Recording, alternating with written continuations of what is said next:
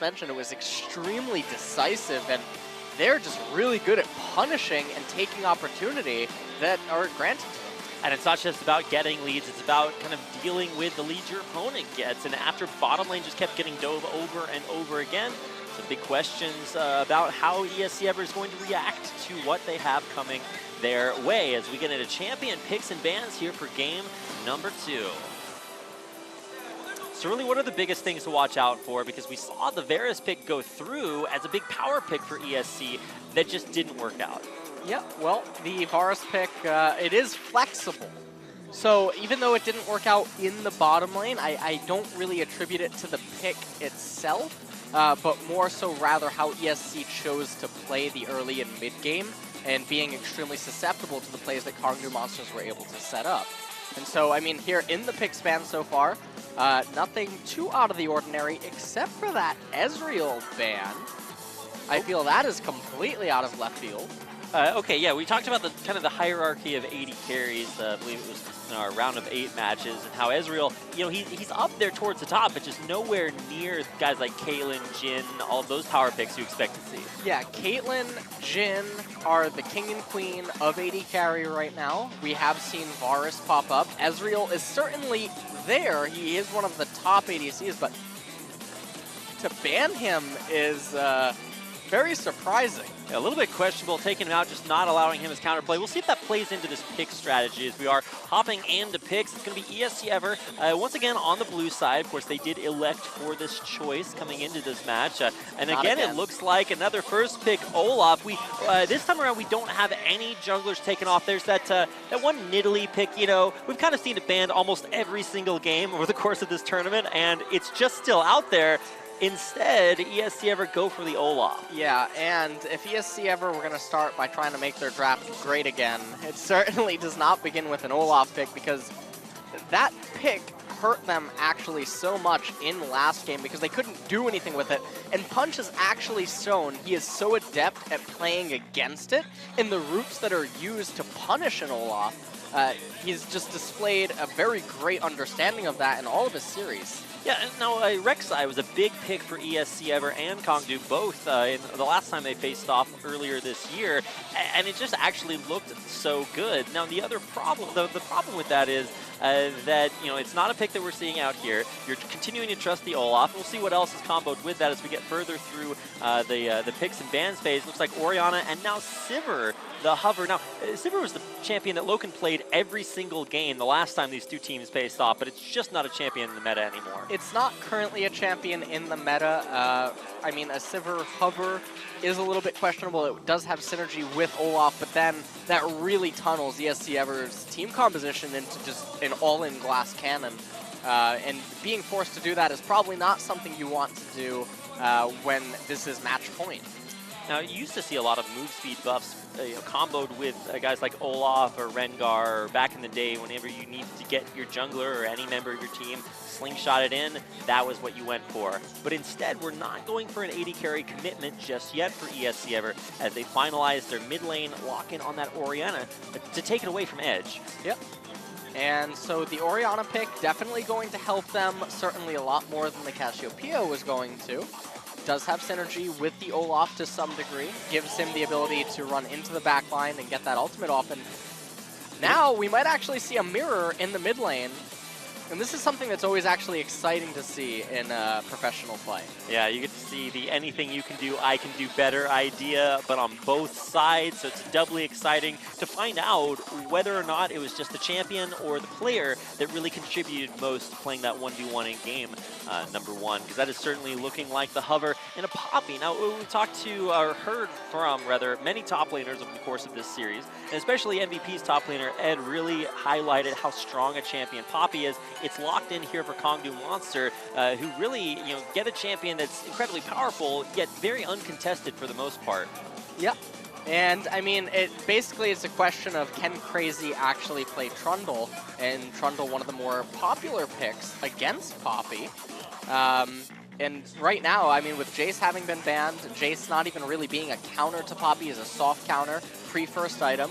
And with Echo also off the table, you really have to question, you know, what is remaining. And it looks like the answer to that is a Gangplank pick But Gangplank, that can get extremely scary when you're facing off against the Lee Sin. I was actually worried it was going to be the Darius hover that Totoro had been hovering over for most of that pick phase. It is going to be the Gangplank in the end, and that signature Darius. So GP, I mean, that is going to be, so that he can farm in a relatively passive matchup, theoretically. Well, he can farm early on, and he certainly has the ability to bully a little bit, but as long as Roach is going to be able to time his auto attacks against the barrels, then Totoro, or Crazy, can fall a little bit behind any time that Punch is able to offer aid to him. And on top of that, it's way too difficult to actually find kills onto that Poppy for Crazy and Bless. And so because of that, we're probably going to see a lot of activity on the bottom half of the map again. We're probably going to see Punch play the exact same way. Well, this time, ESC Ever better know what's coming, because that really just had no answer in game number 1. What do you think about finalizing that lock-in with another Trundle support? Seems to be that, I mean, if it ain't broke, don't fix it. The strategy here for Kongu Monster, we pick a relatively similar comp.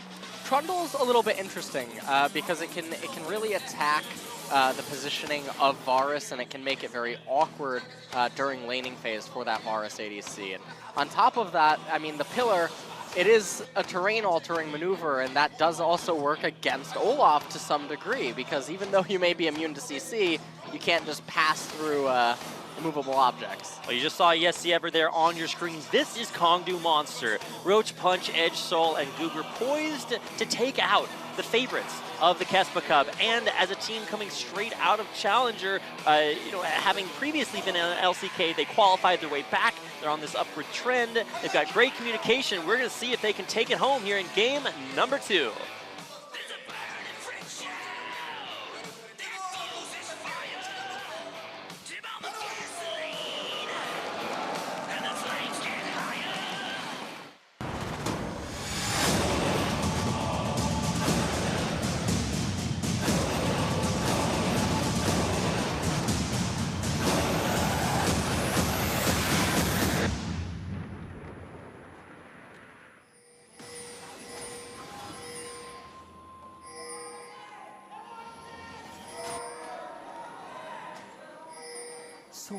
Hearing our crowd cheers, they are a little bit more distant, but there are many, many more faces. This is 4,000 plus auditorium, just absolutely filled with the best fans for some of the best teams here in Korea. Of course, as we move further and further in this Kespa Cup tournament, we're starting to narrow down the field. And of course, after this series, we'll be one team closer to determining our finalists. ESC Ever backs up against the wall on the blue side, facing off against Kongu Monster in the red, who in this defensive fan look to maybe secure themselves, lock down their place in the finals. Yep, and this is the most popular opening by all teams thus far this tournament. We did get to see a little bit of a crazy opening, or attempt anyway, maybe last game.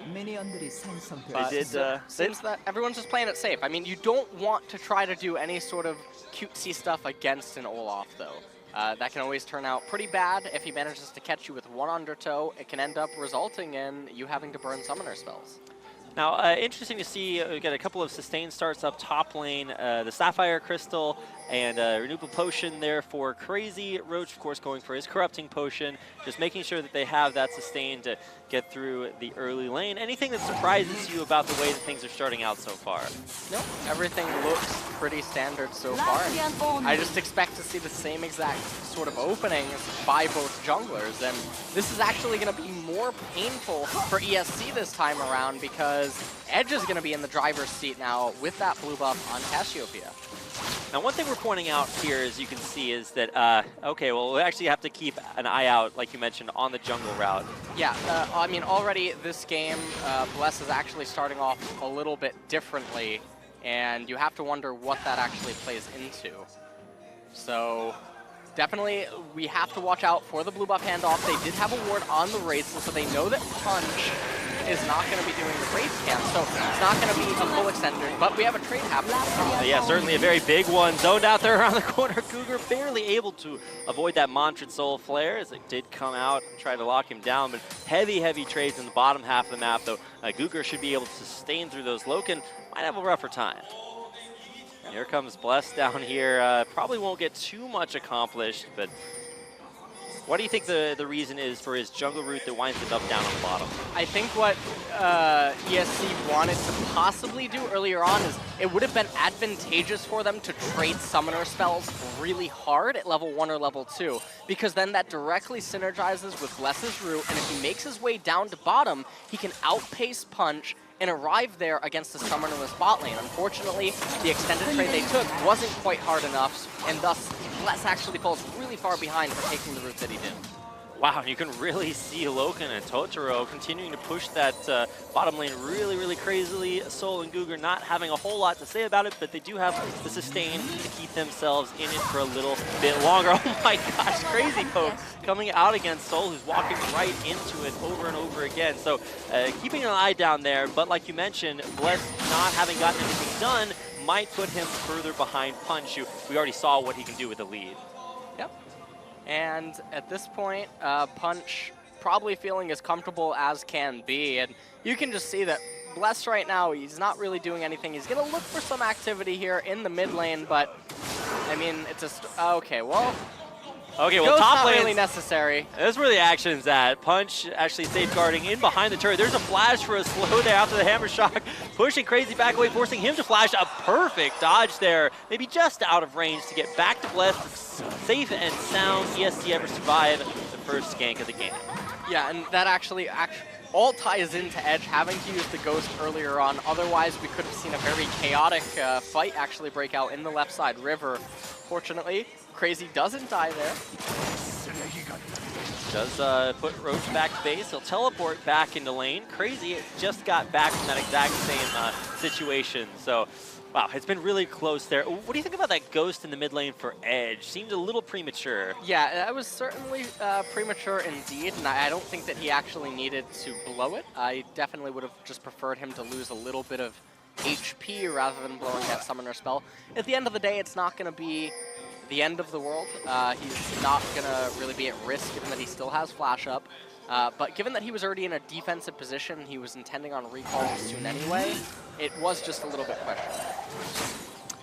It's down nonetheless. Ghost does have a relatively short cooldown, and this is a Storm Raider Surge Cassiopeia, so she will be able to get that extra movement speed even without the summoner spell when she does commit. And now Punch moving his way down back to the bottom lane. There's the exhaust on to Loken, certainly the target here. Guger getting locked up there. Flash out from Loken, keeps him alive for now. Another counter flash there. Totoro gets back to the minion wave, tries to put some damage back. Bless comes down here for ESC Ever to maybe try to turn it around. Yeah, Sol actually mismanaged that extended trade, not kiting as properly and making use of his passive to have the crit shot up. They missed out on a little bit of opportunity there, but nonetheless, they did drag Bless down to bottom lane. And now Punch is off on his route. We'll run through a ward, so at least he's scattered as he makes his way towards Tempt. But out there, maybe one step ahead of the ESC Ever jungle. Yep.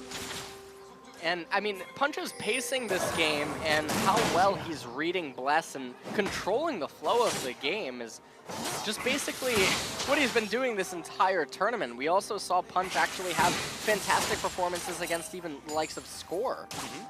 That series, if you guys didn't get a chance to watch it, was sort of the primer on how to carry your team on your back. Score insanely good from KT Rolster, but it just wasn't enough. And anytime you can withstand somebody who's that passionately carrying extremely hard, you've got some resilience to your team. So Kongdu Monster haven't really needed it. They've been in the driver's seat for the most part, and even with some struggles in game one, a top lane matchup didn't exactly go in their favor. This time, things look extremely solid. Yeah. And I mean, this time around, Kongdu, you can see they're doing the same exact thing again. Lots of deep wards in on Bless's red side jungle. Punch up here in the top lane, though. This is primarily because it's a lot more easy to punish a Gangplank than it is in Aurelia. Oh, Crazy does have a chain of barrels to try to get that movement speed, but no way out of this one. Does actually get the GPL to try to take Roach down. More barrels to come out. So we'll see if Crazy can actually try to turn this one around. No, it's first blood. It goes to Punch. Yeah. Well, they managed to get the kill in the end, and Now, I wouldn't be surprised if Punch and Roach actually stay up and push, and it looks like that was what they were going to do. But take a look at the replay. Roach actually just wanted to scare Crazy. That's what was happening there. Okay. Punch arrives, kicks him with a dragon kick, and no aid was coming to Crazy, so he just tries to live as long as possible, inflict a little bit more damage on Punch, but unfortunately he still goes down in the end anyway. So nice punish. Now bottom lane's where the action's going to return us to. Googer does get lashed out there, but it's not been maxed, and so he's actually taking a lot of damage. Their axe comes through, but the undertow is not going to undertake him down, and Googer escapes just barely alive. Yeah, and that's going to be good for Kongdu Monsters yet again. Now, Bless able to clear out this pink ward. He's going to get, or he's going to try to get some intel now on the blue buff of Kongdu Monsters. That's something that Edge needs desperately right now. We're sticking around. Like King's Tribute and Health Potions continuing to sustain him. Ward will scout out ESC Ever in the Kongdu jungle, trying to take this blue buff away. We'll see if Googer and Saul can come try to stop him. A beautiful pillar, really isolating that. But there's going to be the Corrupting Chain coming out to lock him down. Loken coming out with the first kill there for ESC. Punch going to get in on to Bless, taking a lot of damage. That's going to be a Twin Fang to take him out. Tempto's still here, forcing double flashes from Kongdu. Yep, double flash at the expense of getting the Olaf, but they did successfully defend the blue buff, which is extremely big right now, but Temp saying he's not done yet. He still has that command shockwave, so a big positional controller. Blue buff's going to reset, and that means that Kongdu, once again, unable to take that one down. Now, they do restart it somewhat after it does stop regenerating, and probably will be able to secure it now, but at what cost? Well, one of the interesting things there is they could have secured it sooner, but it looks like Punch did not want to have to use his smite on it. So actually electing to conserve the smite. Oh, Totoro. Poor Totoro. There's the command protect. Kick away. The command shockwave hitting Punch, but it's not enough, and he'll find a 1v1 onto the ESC Ever support. Yep. And now with Totoro going down, a little bit of crazy trades up there in the top lane. We see a ping go down onto Roach on ESC Ever's side, but I don't really know what that ping is supposed to mean, as it's unlikely that Bless is going to be able to make his way up there. Punch, on the other hand, is already on that half of the map. Roach will recall, so not going to be the focus for now. Pretty insane to see how on top of things Punch has gotten ever since maybe a little bit of a rough jungle route from Bless. But oh man, actually almost coming back in. I actually thought Roach was headed back to base, but it looks like he was stopped, almost taken out. An ult for ult exchange. We're about to watch this pick onto Totoro once again. Yep, so Punch manages to get onto Totoro using that red buff slow, keeps auto-attacking, and it's really good in the dragon kick, and follow it up with the Q. Now Temp, a little bit jealous that Totoro was getting all the attention, pulls Punch right back on top of him. Yeah, mid lane, once again, the focus here for both sides. Temp pushed very low up out of mid lane. Of course, Bless won't be able to stay here for much longer if he tries to. That could be the danger zone. Still, minion wave will evaporate. Kongdu looks to tank it up a little bit more. Roach, the one to do most of that, and now another wave coming in. Barrels put out. Crazy will try to clear that, and he does get a decent amount of damage done to keep the turret alive.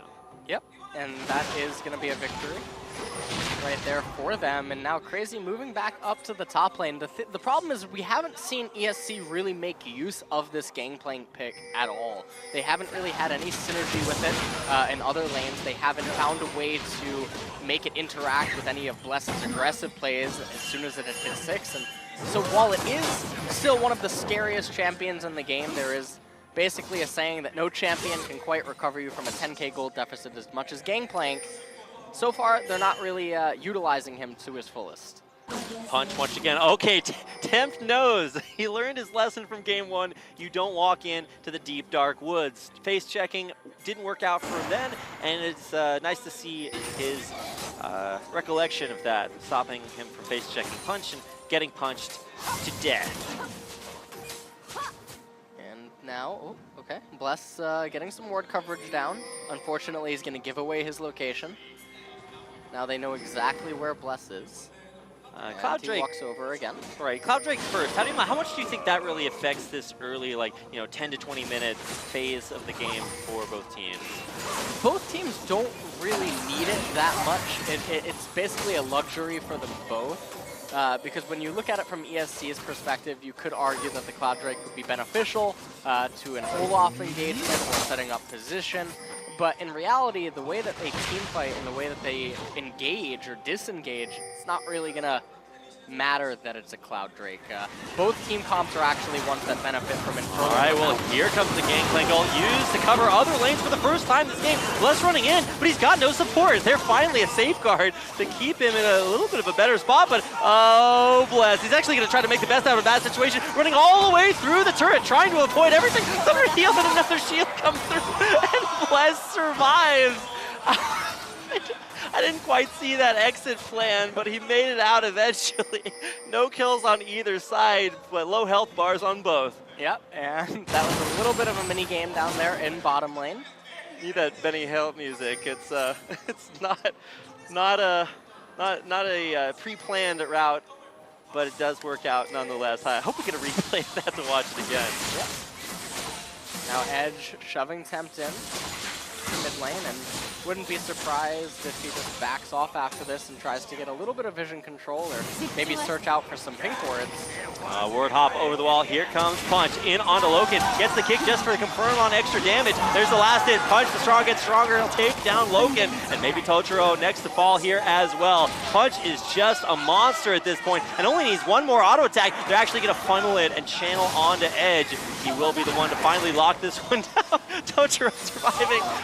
But like a caged animal, he gets locked up and taken out at the end. The Kongdu just monstering down this bottom lane to live up to their name. Yeah, and I mean, ESC Ever trying to respond by capturing mid lane turret, but Kongdu monsters are going to get there in time, and now Tempt and Bless in an awful spot right now.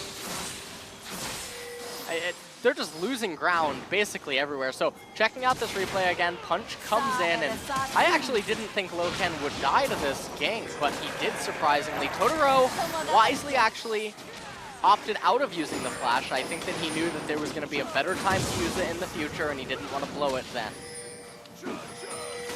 Back to live, red buff steal there for Bless, who's just desperately trying to assert himself out on this map. And when it comes to the jungle difference, you can really see it. Not just now, but maybe some deja vu here. It's the last time these two teams faced off. Punch actually just knocked Bless out. Final game, all came down to it, and Punch, I think he went like 6-1. Against him and just really asserted himself. And that's exactly shades of the same thing this series, and that's got to deal a lot to the mental of ESC Ever, who really might just see the same thing happening to them again. Yep. And as this game's progressing forward, they do have a Gangplank, but I can't really see a way for them to win the team fights when it starts approaching the 20-minute mark or so. And Cassiopeia already off to an enormous lead over Tempt, 600 gold lead currently in the mid lane.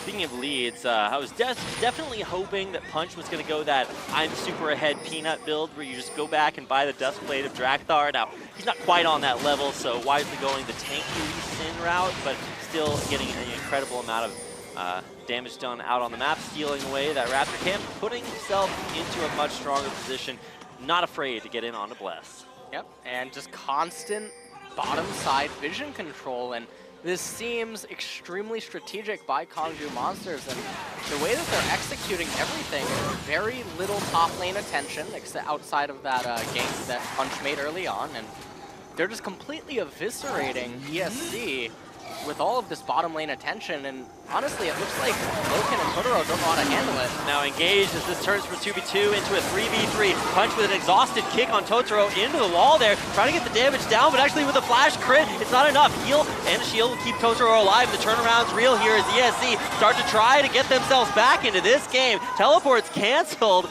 There will be no more top laners coming down to gear, but Tempt and Edge both trying to join this fight. Can they get into it? Goober disengaging to the top half of the fight, and a nice turnaround from ESC Ever. Yeah, that was a fantastic turnaround, and it was mostly on the back of that Gangplank ultimate by Crazy. They're going to be rewarded with First Blood turret here, and that was basically everything that they needed to happen, and they got huge victories right there. Oh, but maybe overextending here as Edge is making his way down with Goober to a weakened duo lane here.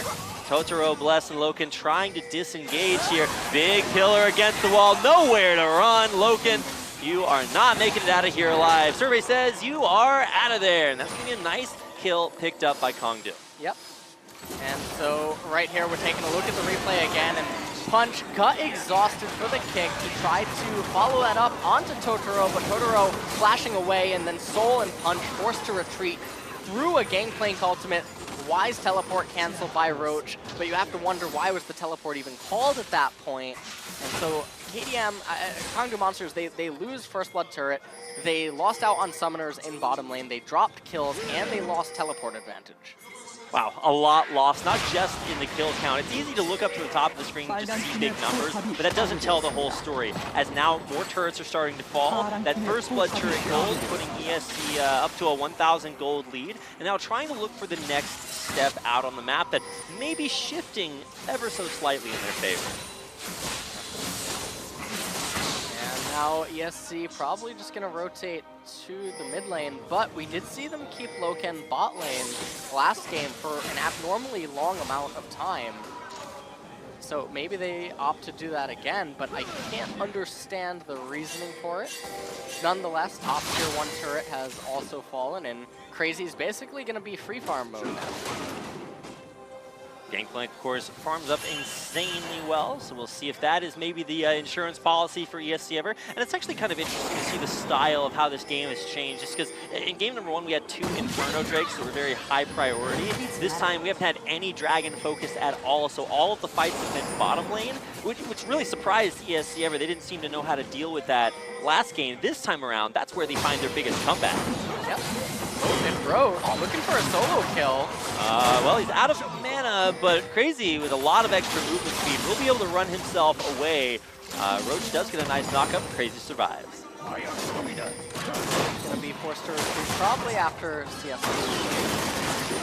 Crazy very, very low with no teleporter, but he does have that cannon barrage if he wants to put it down. Now he could use it down here. A Dragon actually very low. It's actually smoked successfully there by Bless, who will use that Ragnarok and get a little bit of extra movement speed from that Monster Defiance. A perfect pillar. Oh my goodness. But a nice turnaround literally as Command Shockwave comes out, and here comes the Gangplank gold from long range. It's actually Totoro to finalize the second kill. It's a 2-for-1. Dragon secured, and ESC Ever come out on top. Yep, and ESC Ever picking up more kills and more gold also for Crazy up there. And that pillar, though, you have to hand it for Gugur because that was really impressive. Actually insane, and really all game long, they've actually just looked so good. He's been locking ESC Ever down at every point. Soul has been finding great ultimates because of it a lot of times. We're going to watch this one more time. Yeah, so it was successfully smited for ESC, and Bless, though, getting locked up right here.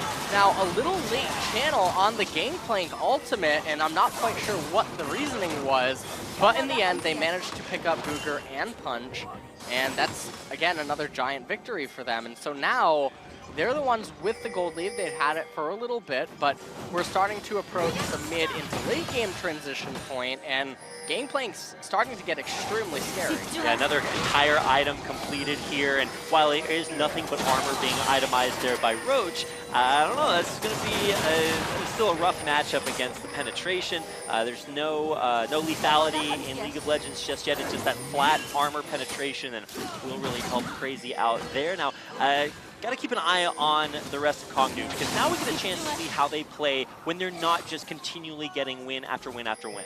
Yep. Now Crazy going to be the one moving into the bottom lane, and this is generally what you want to do, as the bottom lane turrets are the furthest objectives from Baron.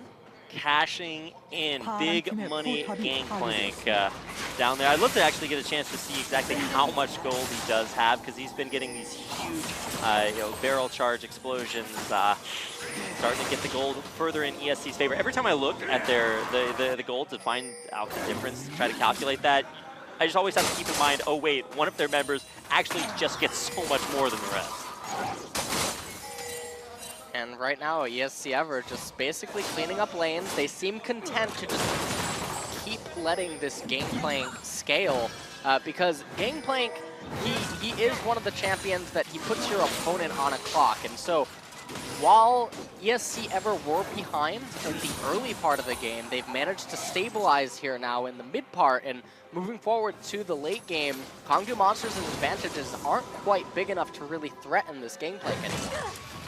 And we asked ourselves a couple of questions after game number 1. Oh man, crazy. Not afraid anymore. He's going to keep this coming and will continue. They get right in onto Roach, a sick dodge, and he will be popping his ultimate right now. It's going to be popping Poppy to take a 1v1 kill over Roach. Yeah, and that is the opposite of what is good for Kongdu Monsters, as they're probably going to lose their mid-tier 1 turret here in Punch.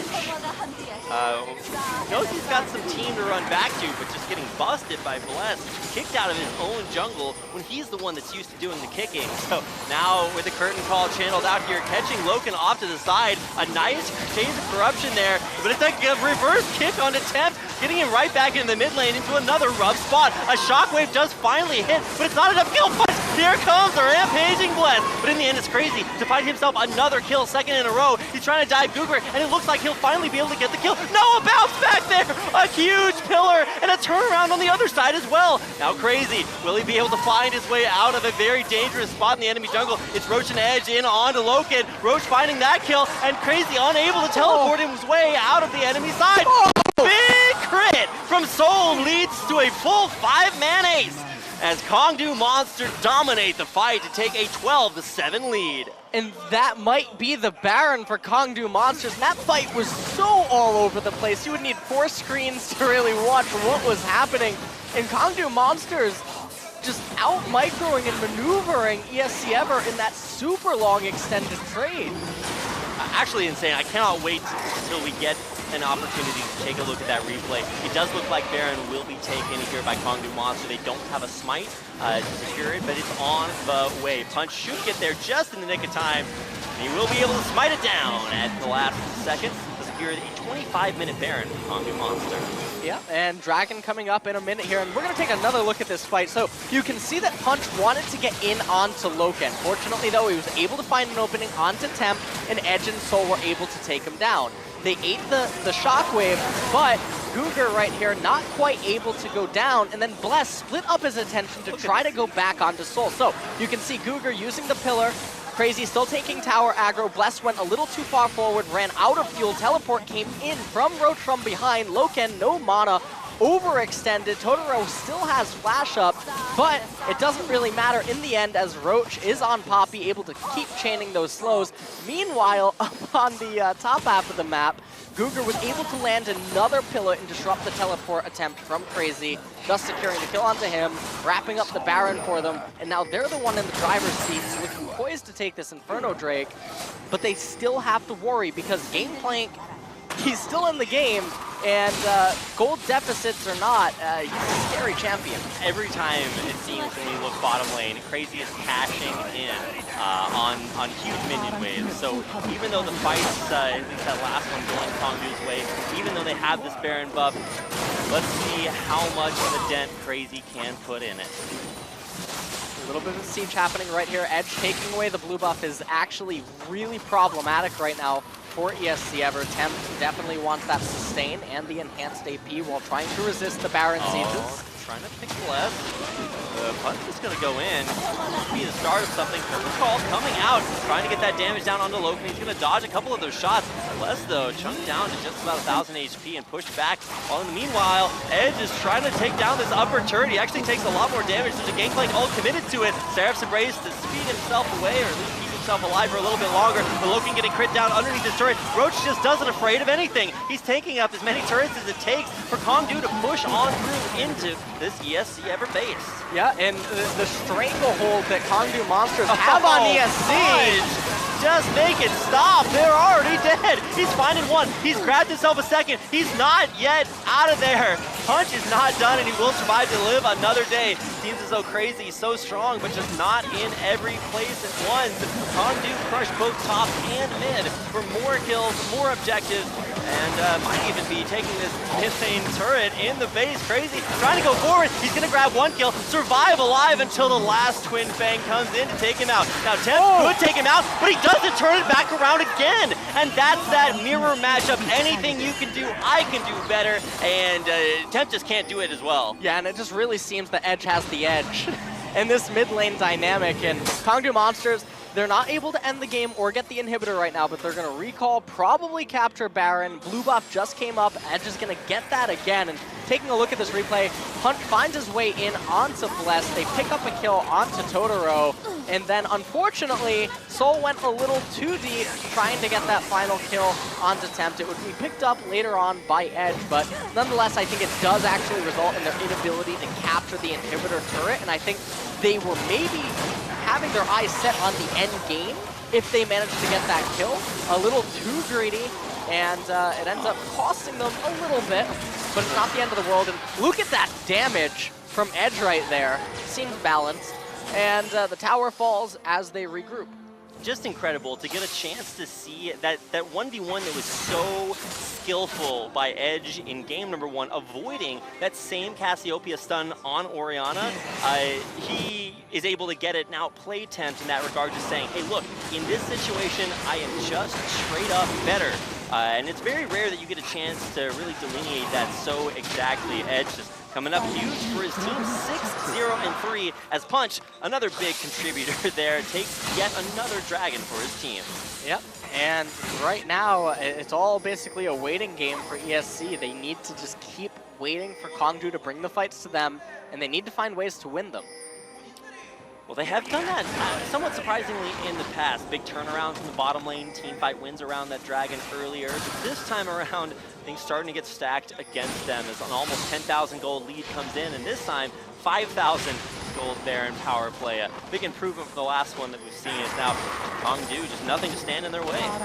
Yeah. And now as they move forward, no Baron buff.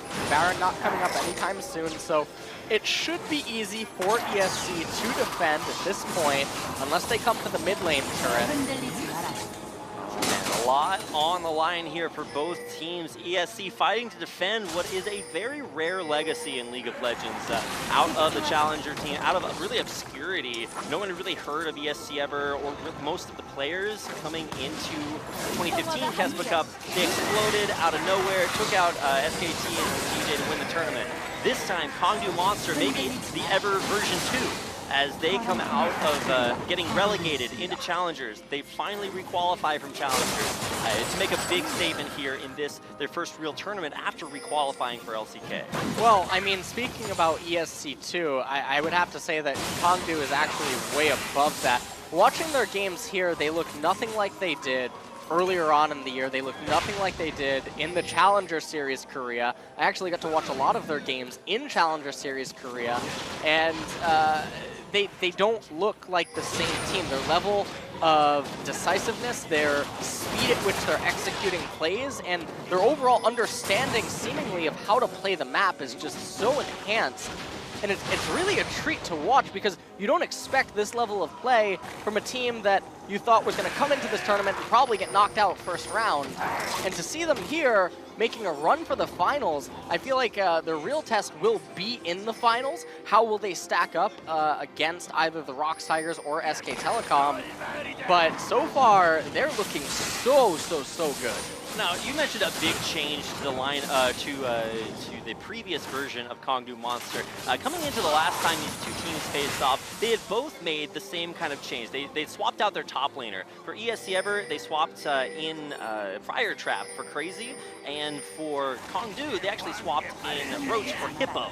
Now, one of those changes stuck, and it looks like Kongdu has been the stronger for it, whereas Crazy coming back in, doing so well for his team. Doesn't look like that was the problem, but still, what do you think is the biggest significant increase that you see here for Kongdu? Is, oh man, Kablet's actually going to get blocked off again by a pillar. This time, he can't actually run around it.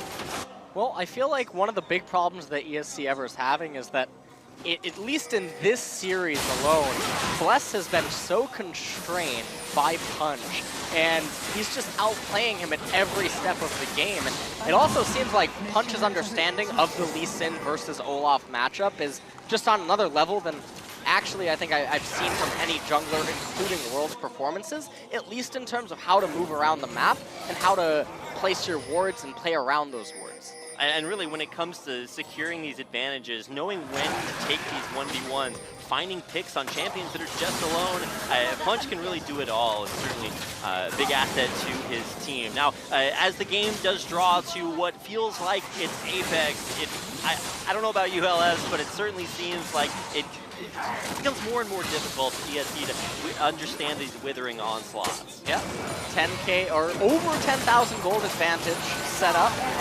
Gangplank challenge enabled. And here's how you break the base. Curtain call in. It will finally land one shot in on attempt. But can they keep this turret alive? Looks like the answer is no. There's the Gangplank ult, but really not capitalized on for the most part. Roach coming in from the side there as Bless is forced to disengage. You can't knock him up, but you can take him down.